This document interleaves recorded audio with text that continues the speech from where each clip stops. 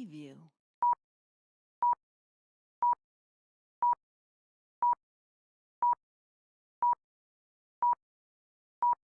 Preview.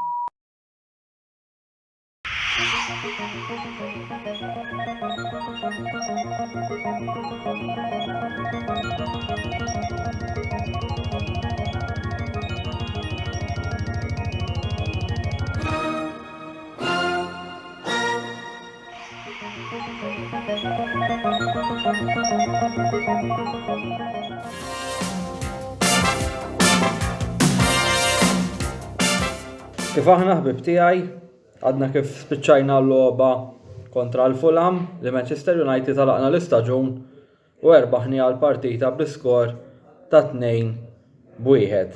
Illum iktar milli ħafna analiżi fuq il-partita għax fil-verità let's face it, il-partita ma tantx kellha storja apparti nippruvaw kemm jista' jkun inġibu t-tielet post li b'dan ir-riżultat innexxielna nispiċċaw fit-tielet post u speċjalment ukoll bir-riżultat ta' Newcastle li ġew draw ma' Chelsea temmejna l-istaġun b'nota pożittiva, speċjalment meta tqis ir-riżultat seta' kien differenti hekk kif Fulham kienu marru fil-vantaġġ u kif ukoll fallew penalty ukoll. Però grazzi għal goals ta' Jadon Sancho u Bruno Fernandes il-United irnexxielna nerbħu l-partita. Li nixtieq nagħmel f'dan il-video huwa li nitkellem iktar issa l-intem l-istaġun, nitkellem forsi fuq xi pluses illi kellna dis-sena naħseb li fejn improvjajna l-United u mbagħad nitkellem ukoll naqra fuq affarijiet li naħseb hemm bżonn li nimprovjaw fuqhom. Nibdew bl-ewwel fatt, dis-sena rnexxielna nispiċċaw l-istaġun 75 punt meta tikkumparah mal-sena l-oħra li spiċċajna b'58 punt. Ġifieri rajna differenza kbira, rajna tim mentalità differenti u naħseb iktar milli fejn nispiċċaw bħala pożizzjoni, naħseb il-focus tat-tim għandha tkun kemm improvjajna fil-punti. Kien hemm staġuni li jekk Minister żball taħt Solskjaer konna ġejna t-tieni post u ġibna 74 punt. Dis-sena ġibna 75, ġifieri kieku naħseb kont tgħidilna fil-bidu tal-istaġun li kien ġibu 75 punt inkunu x'kuntenti. Naħseb il-maġġoranza tagħna tal-partitari konna nieħduha bħala points telik. U fuq ukoll spiċċajna wkoll 8 punti fuq l-Scousers illi jien onestament dis-sena it-titlu title race qabel beda l-istaġun kont nara Liverpool u Manchester City kompattuha kien hemm is-sorpriżi dis-sena u għalhekk sabiħ il-Premier League għax rajna timijiet fosthom Arsenal u fosthom Newcastle illi għamlu l-league iktar interessanti. Spiċċajna 14 punt taħt Manchester City, ġifieri dik hija xi ħaġa ovvjament li rridu noqogħdu attenti, ġifieri we need to start closing the gap quickly as possible, ġifieri ma niċċelebrawx illi jisna fadlilna ħafna x'naqtfu. So il-points tal-hija plus. Is-signings illi għamilna u nittamaw illi istaġun issa li ġej, is-suq ta' trasferiment inkomplu nsaħħu l-iskwadra, ġifieri bażikament bis-signings illi għamilna ta' Casemiro, ta' Eriksen u fosthom anka ma ngħidx ġifieri l-iktar naħseb differenza fil-verità għamluha Eriksen u Sancho, u mhux Sancho, actually Eriksen u il-Martinez tinsemmi, għax Martinez kien signing kruċjali flimkien ma' Anthony, ma naħseb l-iktar li kellhom impatt l-ewwel wieħed huwa Casemiro bla dubju, però mbagħad Martinez naħseb kien it-tieni plejer illi kellu l-iktar impatt fuq it-tim. Eriksen tana dimension differenti fil-midfield, nafu kemm kien importanti Eriksen speċjalment fil-bidu tal-istaġun u nemmen li mingħajr dawn is-signing qatt ma konna nersqu li niġu mal-ewwel 4 postijiet. Ġifieri alla is-signings jibqgħu jkunu fuq l-istess livell. Il-mentalità tat-tim għoġbitni ħafna.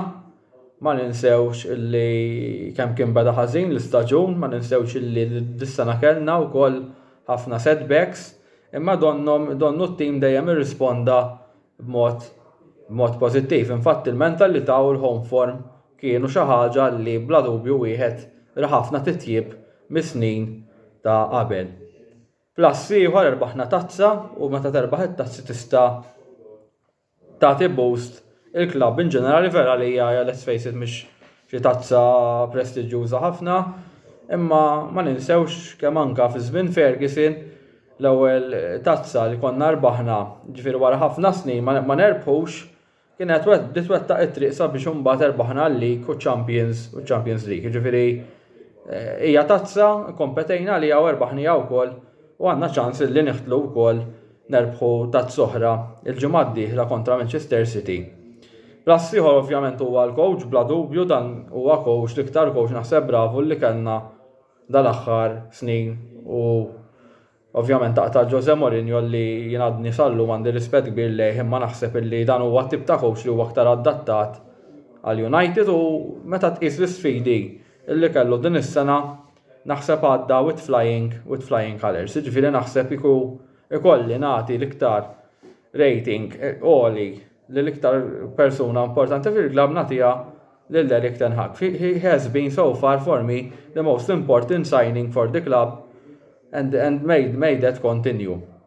Plus ieħor kien Marcus Rashford, ġifieri rajna Marcus Rashford li dis-sena kien player totalment differenti milli rajnieh is-snin ta' qabel, infatti skurja ammont sostanzjali ta' gows u kien hemm ħafna momenti fl-istaġun fejn ġejna dipendenti fuq, però naħseb illi ovvjament din ma tistax tarġa' tiġri is-sena d-dieħla. Marcus Rashford huwa bniedem bħal kulħadd ħajkollu momenti li kif ġalu dis-sena wkoll qisu slow jaftit ma nistax ikun li tibqa' id-dipendenza kollha fuq. Meta nkollu Marcus Rashford ta' risposta lil kulħadd meta ħafna bdew jgħidu x'mandu moħħu x'imkien ieħor minħabba l-welfare proġetti ta' welfare li qed ikun involut fihom, però dis-sena ta' risposta li isma' he's Marcus Rashford and he's there to continue shining. Rajna wkoll ovvjament players bħal Perestri, bħal Garnacho ukoll bħal Luke Shaw kif tieb Luke Shaw li konu kollha pluses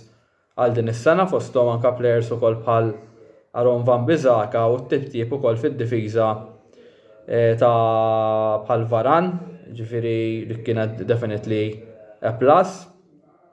Infatti meta nitkellem fuq id-difiża u nagħti wkoll mertu d-De Gea wkoll.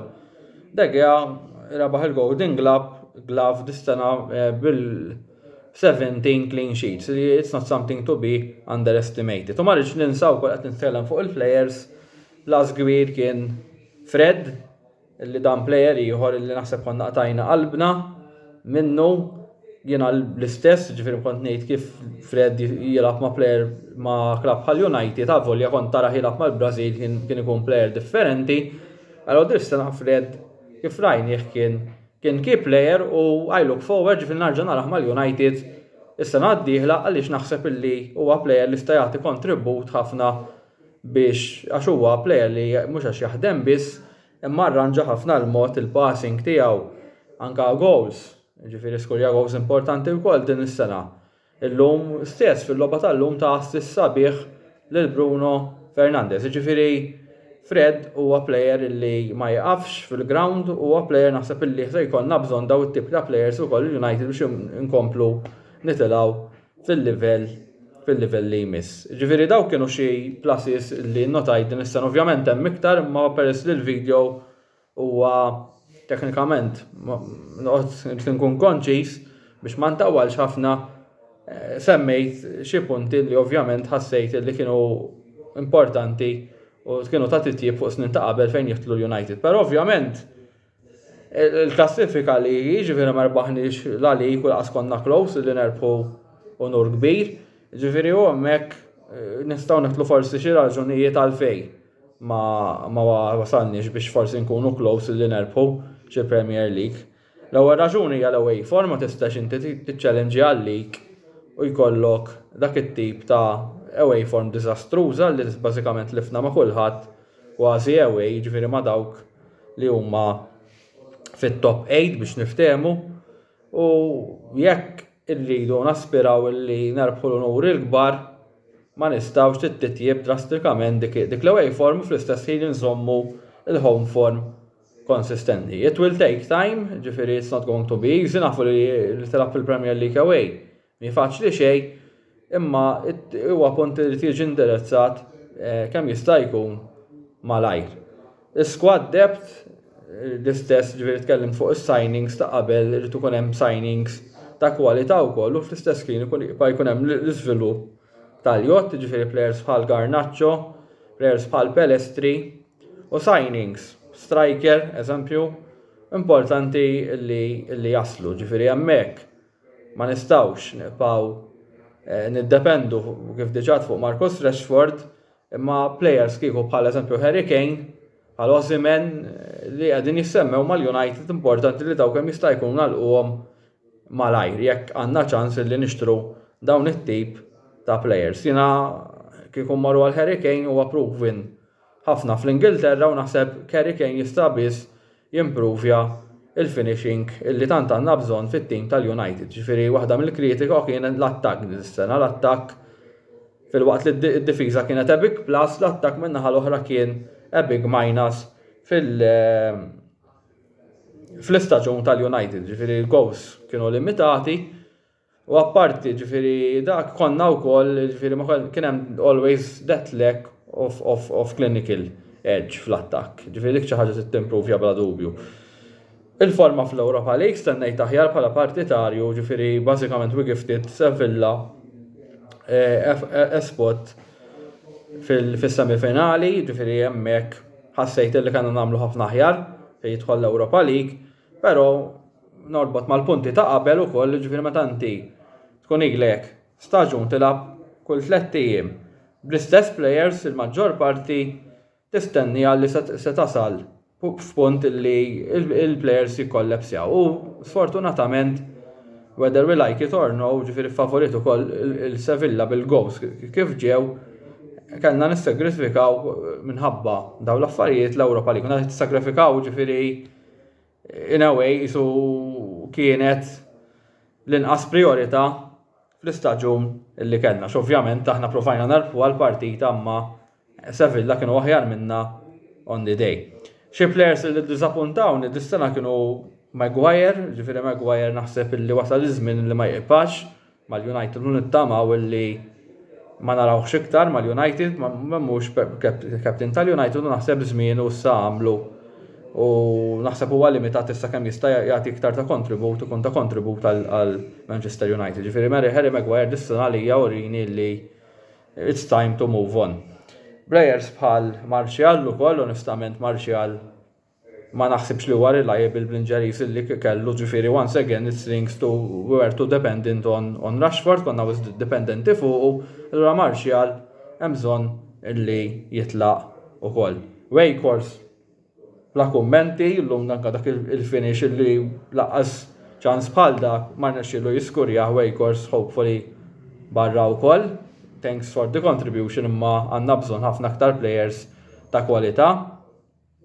U Sancho nemmen li Sancho għandu jibqa' hemmhekk, però Sancho jitjieb ħafna fuq dak illi rajna minnu din is-sena. Kif għandu bżonn jitjieb ukoll Anthony, ma Anthony lejn l-aħħar parti tal-istaġun rajna titjieb u nippretendi issa li anka Sancho irid juri titjieb mal-United u biex nimmorru fil-livell li jmiss. Iktar ukoll ovvjament issa nħarsu l-qudiem ukoll hija l-kwistjoni tal-owners, ġifieri li dis-sena l-owners kienu a big minus, ġifieri meta kellna l-mument li kellna bżonn is-signings biex inkomplu nippuxjaw f'mumenti kieta tal-istaġun spiċċajna biex ġibna player bħal Wakehorse li bir-rispett kollu jekk ħammorru għal dawk it-tip ta' signings qatt ma nistgħu nikkompetu ma' timijiet bħal Manchester City. Rajna dis-sena meta ninvestu fil-kwalità f'Casemiro, Ferguson, f'Martinez kemm nistgħu nkunu iktar ta' kwalità u hekk għandna bżonn daw it-tip ta' signings. Hopefully in the coming weeks naraw se jiġri. Jiena onestament ma tinċin konfidenti li l-Glazers mhux ngħidlek se jispiċċaw jibqgħu hemmhekk. Ġifieri u dik ħajkollha naħseb ovvjament impatt qawwi fuq fejn se mmorru issa bħala klabb. Issa ġejja wkoll il-finali nhar is-sibt li ġej kontra Manchester City, ġifier għandna ċans li nkomplu nagħlqu l-istaġun b'mod pożittiv, maħniex il-favoriti vera, però logħba hija 90 minuta u kollox jista' jiġri. Ovvjament naħseb li fatt li aħna underdogs forsi tista' taħdem favorina jew bil-kontra tista' taħdem ħafna kontrina wkoll. Jiena kuntent in ġenerali ħafna bl-istaġun. Ovvjament, is-sena d-dieħla ħan nippretendi ħafna aktar, is-sena d-dieħla bħala partitarju nippretendi li nikkompetu sal-Major Honors, ġifieri rridu nkunu jekk ġibna dis-sena 75 punt, sena d-dieħla rridu nġibu 80 jew 85 punt. U narġaw ngħidu li arġan minna pass ieħor. Mhux qed nippretendi li ħan irridu nirbħu l-lig, imma rridu nkunu hemmhekk mhux ta' janna li nkunu diġà maqtugħin minn kollox. Ma nixtieqx intawwal iktar dan il-video u nagħti pawża ħaġa nixtieq ningrazzja wkoll lil kulħadd tal-li segwuna, tas-sapport tagħkom, lill-Kamra Sportiva kif ukoll lil online YouTubers kollha tal-li segwu l-video stana aħna ovvjament bis-sapport tagħkom nkunu nistgħu nibqgħu għaddejjin. Ma nixtieqx intawwal iktar kif diġà għadt ser nifqu għar-riklami u mbagħad nagħti l-linja lill-kollega tiegħi il-Kopajt Chris illi se jkun qed ikellimna issa rigward l-aspirazzjonijiet u l-analiżi tiegħu fuq l-istaġun ta' Liverpool. Nirringrazzjakom u grazzi tal-li segwejtuna.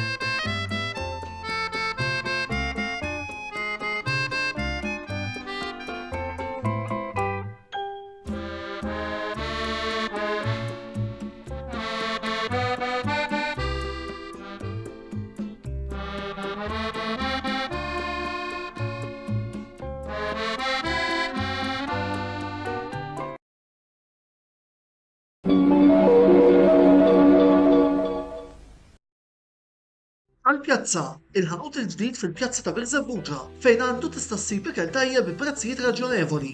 Inservu diversi tipi ta' pizza, burgers, insalata, ħut u għaġin, fil-waqt li għandna wkoll menu speċjali għat-tfal. Naċċettaw ukoll bookings għal birthdays u t-tliet mal-ħbieb. Għal iżjed informazzjoni, żuru l-paġni tagħna fuq il-medja soċjali. Mill-bqija, narawkom għall-pjazza.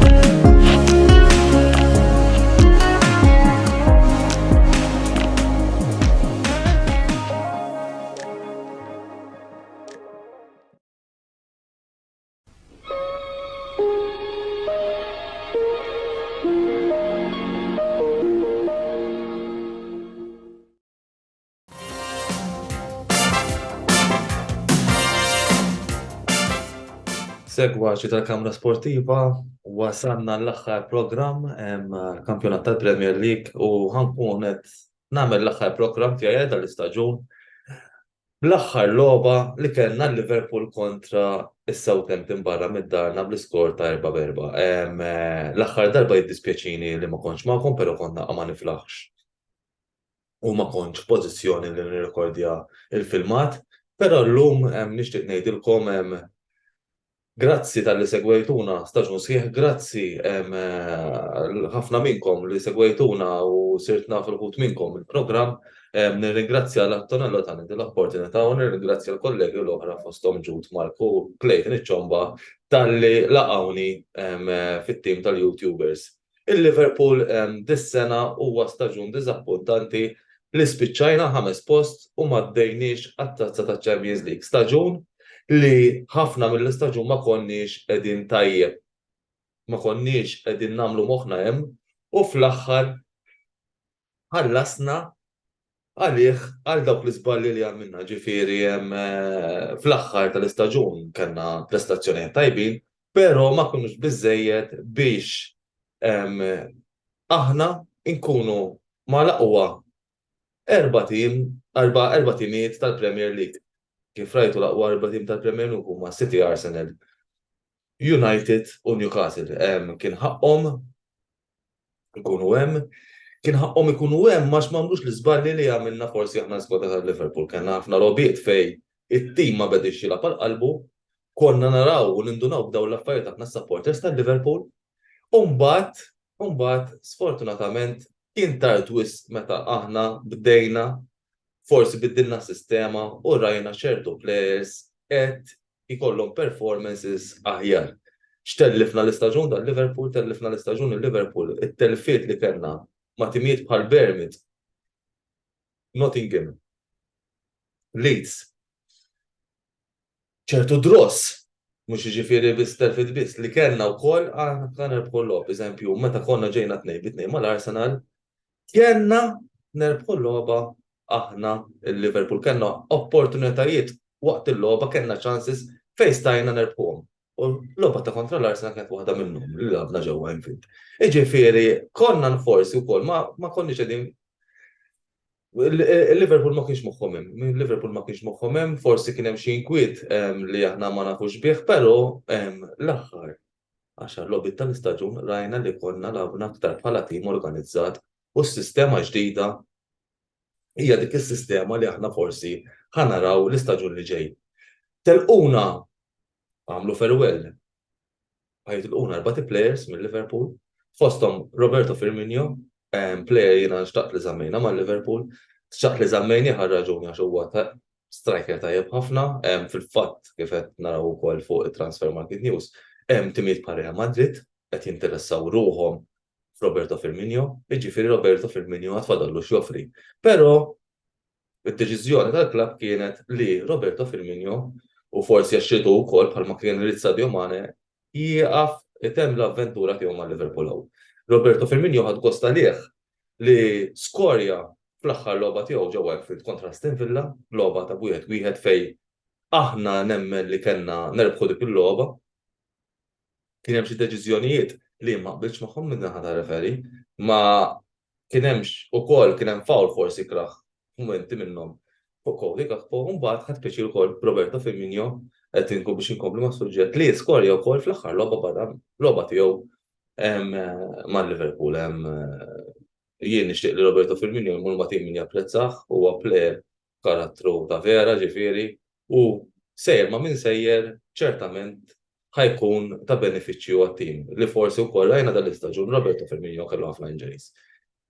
Fosthom ħajtlaq James Milner ukoll, Oxlade Chamberlain, Naby Keita u wkoll għall-grazzja tal-Alla ħajtlaq Artur Melo lura mal-Juventus. Player li ma kontribwixxa xejn f'dan l-istaġun. Għalija kien panic signing fl-aħħar aw fil-bidu tal-istaġun fit-transfer market, fit-transfer window tas-sajf. Rajna wkoll l-aħħar logħba kien hemm ħafna players li konna nagħmlu fil-ground fosthom Kelleher, Matip Gomez, 4-4, logħba entertaining ħafna għas-supporters tal-futbol. Forsi ma kienx taqsek logħba sabiħa għas-supporters tal-Liverpool, l-iskor kien 4-4 u l-Liverpool ġabru punt u spiċċaw anke li kieku tilfu l-logħba fil-5 post tal-klassifika. Segwiti wkoll minn Brighton. Brighton li flimkien mal-Liverpool ħajkunu kwalifikaw għall-Europa League għalkemm mhix it-tazza li l-supporters tal-Liverpool xtaqu, l-Europa League ħad tkun it-tazza li Klopp ħajamilha tiegħu kif qal fil-kummenti, let's make the Europa League ours. Però nerġa' ngħid dispjaċir kbir li Liverpool mhux kien josef fiċ-Champions League. U Liverpool ħadd tagħmilhom effett tat-transfer market, it-transfer market qal ukoll Klopp li jista' jkun wieħed mill-fatturi li forsi ċertu players ma jiġux. Sources u rumors kbar ukoll li McAllister jinsab viċin u qed ngħidu McAllister ikun tajjeb għal wieħed mill-additions f'nofs ground. Qed jissemmew li jista' jkun li Liverpool jagħmlu 4 signings fosthom 3 midfielders u difensur għalkemm Klopp indika wkoll li hemm ċans li hemm ċans kbir jagħmel rinforzi fuq quddiem ukoll, jiġifieri du naraw naqa' xi ħsibijiet u xi pjaniet għandu Jurgen Klopp flimkien ma' Pep Linders għall-istaġun li jmissu, l-istaġun li jmissu du narmaw għalih għax kif qed naraw l-avversarji tagħna mhux ħajonqsu milli jarmaw huma wkoll. Jiġifieri hemm dik positive energy f'timijiet oħra li lesti jkomplu minn fejn ħallew, jiġifieri żgur mhux ħanaraw li l-Arsenal waqfuhom, is-City huma tim li dejjem kien hemm, Newcastle ikomplu javvanzaw minn fejn ħallew u l-Manchester United qed narawhom ukoll qed jiġġieldu l-mentalità ta' Ten Hag hija waħda tajba ħafna u bekk rajnieh ukoll mexxa fi staġun diffiċli wkoll beda ħażin imma spiċċa staġun tajjeb ħafna ma' Manchester United. Aħna rridu naraw x'ħajjiġri issa, kif qal Klopp f'waħda mill-aħħar konferenzi ħajkun biżi ħafna fuq it-telefon, fuq il-mobile, għal ħajamel sajf fuq il-mobile u dak huwa sinjal li Liverpool ħajkunu qegħdin hemm jinvestu u nisperaw li jinvestu bil-għaqal u jsaħħu fejn għandna dajjef. Jiena li fl-opinjoni tiegħi għandna bżonn nġibu difensur ieħor flimkien ma' Konate, Virgil van Dijk qed jikber issa, għandna wkoll bżonn nġibu right back li jkun ta' kompetizzjoni għal Trent Alexander-Arnold u jekk ukoll Trent Alexander-Arnold ħajibda jinvolvi ruħu fin-nofs irridu dak id-difensur fast fit-tim. Qed jissemmew players mill-lig Ġermaniż, ġej Schmatke issa wkoll bħala sporting director daw it-tliet xhur tas-sajf, ma nafux ix jkun hemm extension, però Schmatke jiġi hemm ħajkun qed jitfa' it-targets tiegħu jipprova jsib is-signings tiegħu mill-lig Ġermaniż. Dejjem xettejt is-social media u l-open sources li hemm fuq l-internet, jiġifieri issa wetu jaraw x'ħajjiġri aktar il-qudiem. Jiena nixtieq nieqafaw, nixtieq ngħid proset lil sħabi tal-United għax u l-sports qed jitlob tal-kwalifikazzjoni tagħhom fiċ-Champions League. Proset ġud kien ħaqkom, nixtieq ngħid proset ukoll il-Milan u l-Inter li għaddew ukoll Champions League. Proset ukoll l-Inter li qegħdin il-finali tal-Champions League, li nixtieq ngħidulhom good luck kif ukoll good luck isħab li jżommu ma' Real Madrid, darba ħankun neutrali jiena. Nixtieq ngħid proset ukoll l-United u nawguralhom għax hekk titlob l-irġulija għall-FA Cup Final li jkollhom riżultat li dak li jixtiequ għalkemm ukoll għandi bibta Man City li nemmen li l-City ħajamlu minn kollox biex ikollhom it-treble. Jiena ħaniqafaw, nistenniku nintaqa' magħkom f'programm ieħor fejn jkun hemm naħseb ħanitkellmu fuq l-istaġun in ġenerali. Nfakkarkom ta' musassar fuq YouTube, ningrazzjaw l-sponsors tagħna fosthom għall-pjazza The Barber Room u The Beauty Essence u kunu magħna ħames li ġejja programm tal-botta u risposta. Jien nirringrazzjakom bħal dejjem u l-supporters tal-Liverpool looking forward li nerġa' narakom l-istaġun li jmiss. You never walk alone kif ukoll is-segwaċi tal-Kamra Sportiva. Grazzi.